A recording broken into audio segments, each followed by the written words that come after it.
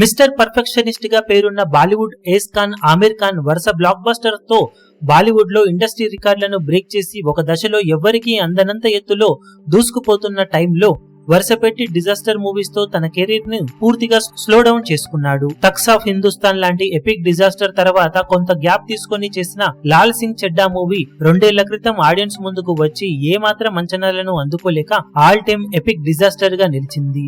Back to back epic disasters ను అందుకున్న ఆమిర్ ఖాన్ ప్రస్తుతం సినిమాల నుండి కొంత గ్యాప్ తీసుకున్నాడు.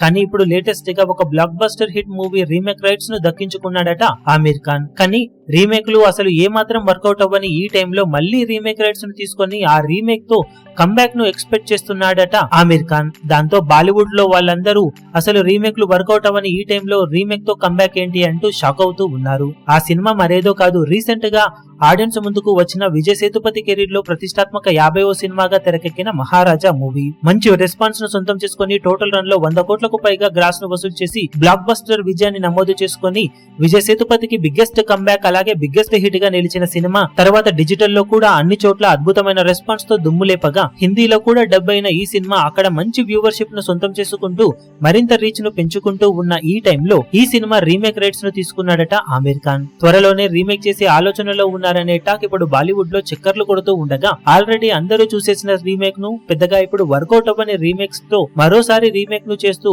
ఎంతవరకు కంబ్యాక్ ను ఆమిర్ ఖాన్ సొంతం చేసుకుంటాడా లేక మరోసారి నిరాశ కలిగించే రిజల్ట్ తో హ్యాట్రిక్ ఎపిక్ డిజాస్టర్స్ ను పూర్తి చేసుకుంటాడా అని అందరూ అనుకుంటూ ఉన్నారు. మరి ఈ సినిమాతో ఆమిర్ ఖాన్ కంబ్యాక్ ఇస్తాడా లేక మరో ఫ్లాప్ ను సొంతం చేసుకుంటాడో చూడాలి. ఇప్పుడు ఈ వీడియో మీకు నచ్చినట్లయితే లైక్ చేయండి, షేర్ చేయండి, ఛానల్ ను సబ్స్క్రైబ్ చేయడం మాత్రం మరవకండి. ఏ చిన్న అప్డేట్ ను మిస్ అవ్వకూడదు అనుకుంటే బెల్ ఐకాన్ ను ప్రెస్ చేయండి.